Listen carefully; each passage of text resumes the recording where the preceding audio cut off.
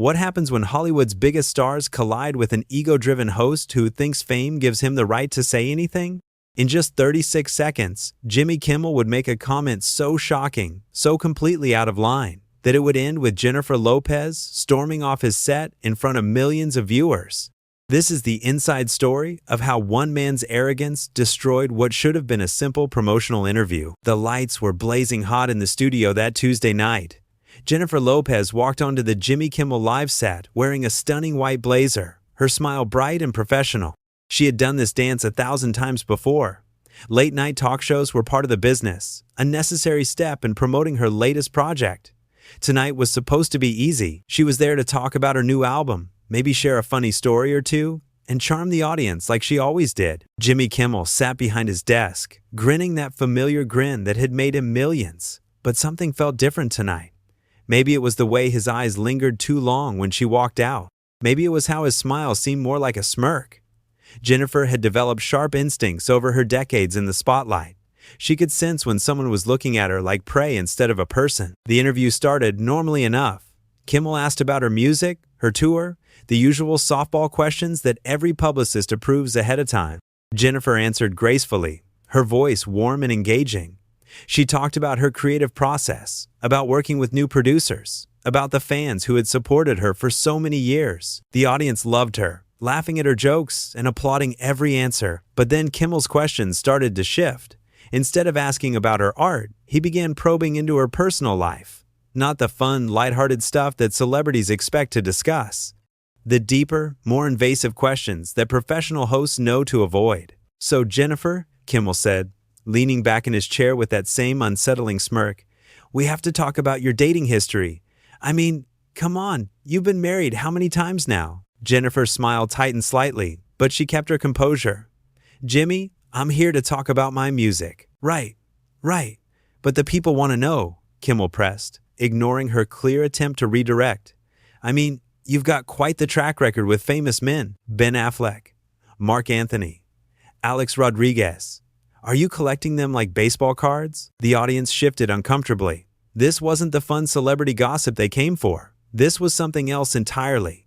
Jennifer's publicist, sitting off stage, felt her stomach drop. This was exactly what they had tried to avoid by providing approved talking points ahead of time. "I think my personal relationships are just that, personal," Jennifer replied, her voice still steady but with a slight edge that anyone paying attention would have noticed.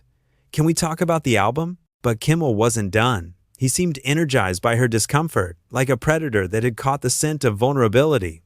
"Oh, come on, don't be like that. Your love life is part of your brand, right? I mean, you've made millions singing about heartbreak and romance. Surely you can talk about where all that material comes from." "My music comes from many places," Jennifer said carefully. "Life experiences, observations, working with talented writers and producers. It's not all autobiographical." "But some of it is, right?" Kimmel pushed. "I mean, those breakup songs had to come from somewhere. Which ex hurt you the most? Give us some details." Now Jennifer's smile was completely gone. She sat up straighter in her chair, her professional mask slipping just enough to show the real person underneath. The person who had worked incredibly hard to build a career, to be taken seriously as an artist and businesswoman, only to have it reduced to gossip about her romantic life. "Jimmy, I'm not going to discuss my personal relationships on television," she said firmly. "That's not why I'm here." The audience was dead silent now. Even they could feel the tension building. This wasn't entertainment anymore. This was uncomfortable. This was a woman being cornered by a man who seemed to think his platform gave him the right to ask anything he wanted. But Jimmy Kimmel, drunk on his own power and the attention he was generating, decided to push even further. He leaned forward, that smirk widening into something uglier. "You know what I think?" he said, his voice dripping with false intimacy. "I think you're just sensitive because you know people are talking. I mean, at your age, still jumping from relationship to relationship like a teenager, don't you think it's time to settle down and act your age?" The words hung in the air like poison. The audience gasped audibly. Jennifer's face went completely still, her eyes flashing with something dangerous. This wasn't just rude anymore. This wasn't just unprofessional. This was cruel. "Excuse me?" Jennifer said quietly, her voice deadly calm. "I'm just saying," Kimmel continued, apparently oblivious to the line he had just crossed. "You're not 20 anymore. All this drama, all these public breakups. It's kind of embarrassing, don't you think? Maybe it's time to focus on being a mom, instead of chasing after men who are clearly out of your league. That was it. The moment everything changed. Jennifer Lopez, one of the most professional entertainers in the world, a woman who had smiled through decades of criticism and maintained her composure through countless difficult interviews, finally reached her breaking point. She stood up slowly, her movements controlled but radiating fury.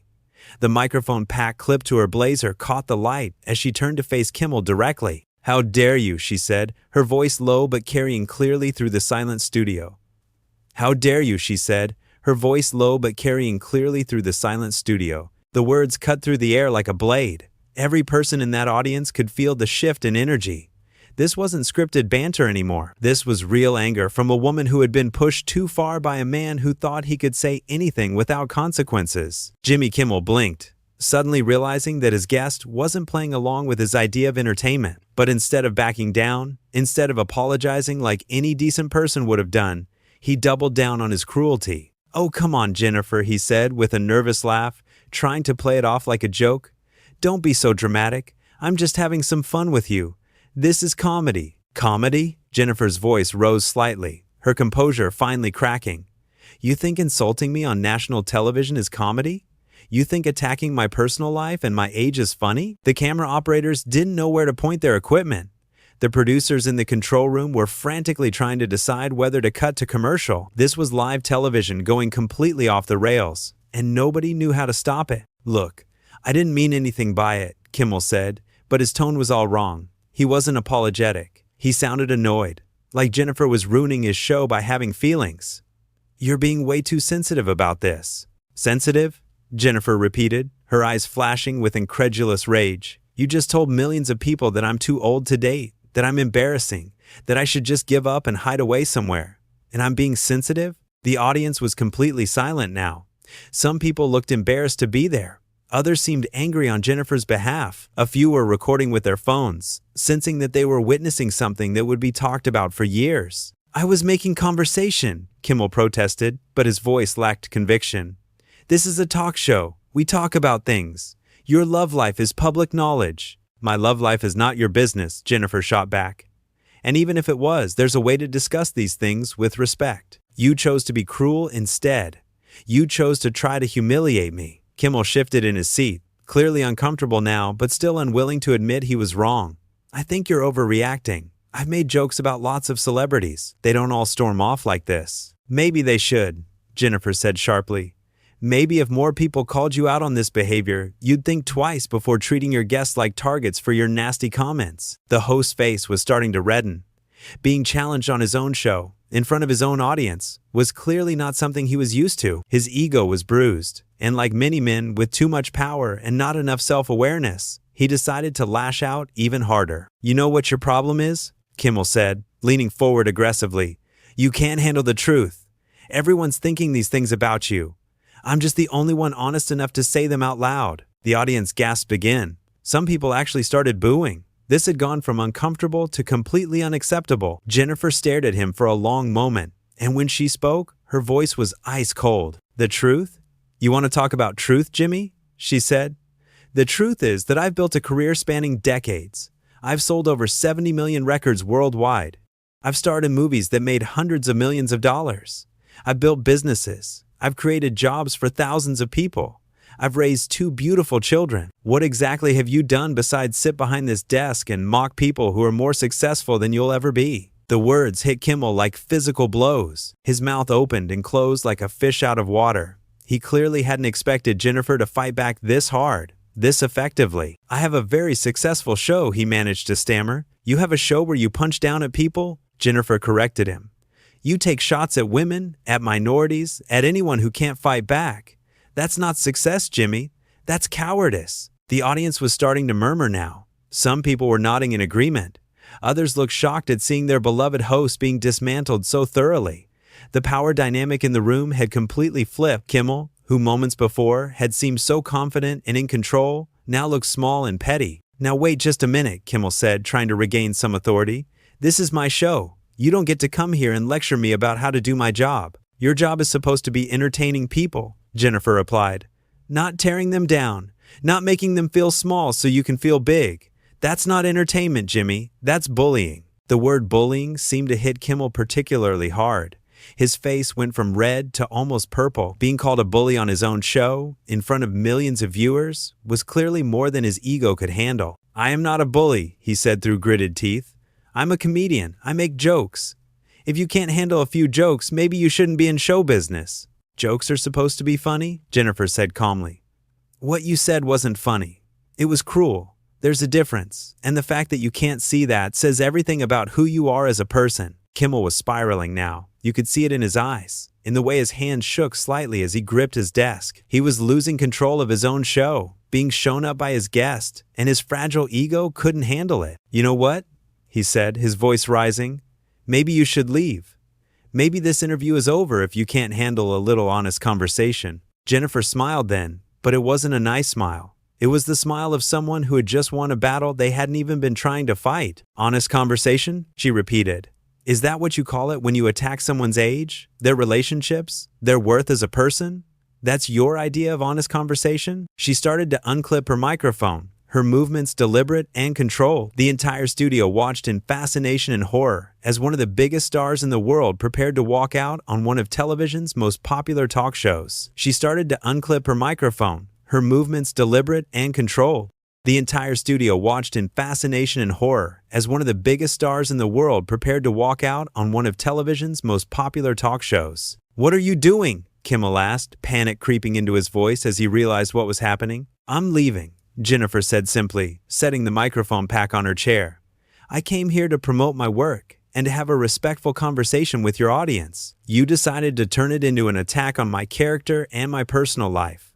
I don't have to sit here and take that from anyone." The audience was completely transfixed. Many of them were pulling out their phones, recording what they knew would become one of the most talked about television moments of the year. The producers were gesturing frantically from the wings, but there was nothing they could do. This was happening in real time, and there was no stopping it. "You can't just leave," Kimmel said desperately. "We're in the middle of a live show." "Watch me," Jennifer replied, turning to face the audience directly.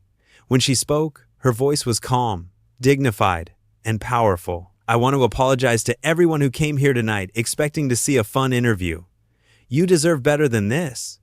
You deserve to see two professionals having a respectful conversation, not a host who thinks cruelty is comedy." The audience erupted in applause. Not polite, scattered clapping, but genuine, sustained applause. People were standing up, cheering for Jennifer's courage and standing up for herself. The sound filled the studio, drowning out anything Kimmel might have tried to say. But Jimmy Kimmel, his ego completely shattered and his judgment clouded by embarrassment, made one final, catastrophic mistake. Instead of apologizing, instead of trying to salvage what was left of his dignity, he chose to attack Jennifer one more time. "Fine, leave," he shouted over the applause, his voice cracking with emotion. "Run away like you always do. That's what you're good at, isn't it? Running away when things get tough. No wonder none of your relationships work out." The applause stopped instantly. The audience gasped in shock and disgust. Even Kimmel's own staff looked appalled. The camera operators seemed frozen, unsure whether they should keep rolling or cut away from their boss's complete meltdown. Jennifer stopped walking and turned back to face him. The look on her face was pure steel, but when she spoke, her voice was deadly quiet. "You know what, Jimmy?" she said, each word carefully measured. "I've spent 20 years in this business dealing with men like you, men who think that because they have a platform, they can say anything they want about women. Men who think that tearing others down makes them look bigger. But here's what you don't understand." She took a step closer to his desk, and Kimmel actually seemed to shrink back in his chair. "I don't run away from things," she continued. "I run toward them. I ran toward every challenge, every opportunity, every dream I've ever had. While you were sitting here making jokes about other people's lives, I was out there living mine, building something, creating something, making something that matters." The audience was hanging on every word. This wasn't just Jennifer Lopez defending herself anymore. This was a masterclass in dignity, in how to respond to cruelty with strength instead of more cruelty. "You think attacking my age makes you clever?" Jennifer asked. "I'm proud of my age. I'm proud of everything I've learned, everything I've survived, everything I've accomplished. You think mocking my relationships makes you funny? Those relationships taught me about love, about life, about what I want and what I deserve. They made me stronger, not weaker. Kimmel sat there speechless, his face pale now. The fight completely drained out of him. He looked like a child who had just realized he was in serious trouble. And you think telling me to act my age is an insult? Jennifer's voice rose slightly, filled with passion and conviction. This is me acting my age. This is me having the wisdom to know when someone is treating me poorly and the strength to walk away. This is me refusing to let anyone, especially someone like you, make me feel small. She straightened her blazer and looked directly into the main camera. To everyone watching at home, she said, don't ever let anyone treat you the way this man treated me tonight. Don't let anyone tell you that you're too old, too much, too sensitive for standing up for yourself. Your dignity is not negotiable. Your worth is not up for debate, and you never, ever have to smile and take it when someone decides to be cruel to you for entertainment. Then she looked back at Kimmel one last time. As for you, Jimmy, she said, I hope someday you learn the difference between comedy and cruelty. I hope you learn that real strength comes from building people up, not tearing them down. And I hope you learn that when someone shows you who they really are, like you did tonight, people will believe them. With that, Jennifer Lopez turned and walked toward the exit. The audience rose to their feet in a thunderous standing ovation that seemed to go on forever. People were cheering, whistling, shouting words of support. The sound was deafening, overwhelming, and completely deserved. Jimmy Kimmel sat behind his desk, staring after her in stunned silence. His show, his stage, his audience, but somehow she had taken control of it all with nothing but her dignity and her refusal to be diminished. The cameras captured every moment of his humiliation, his complete defeat at the hands of a woman who had simply refused to accept his disrespect. As Jennifer disappeared through the studio doors, the applause finally began to die down. The audience slowly took their seats, but the energy in the room had fundamentally changed. They had witnessed something extraordinary, not just a celebrity walking off a talk show, but a masterclass in self-respect, in standing up to bullies, in refusing to be anyone's victim. Kimmel cleared his throat, trying to regain some semblance of control over his own show, but his voice was shaky, uncertain, and completely unconvincing. Well, he said weakly, I guess we'll be right back after these messages. But everyone knew there was no coming back from this. In 36 seconds of cruel comments, Jimmy Kimmel had revealed exactly who he was. And in her powerful response, Jennifer Lopez had shown the world exactly who she was too. The contrast couldn't have been more stark or more damaging to the man who thought he held all the power.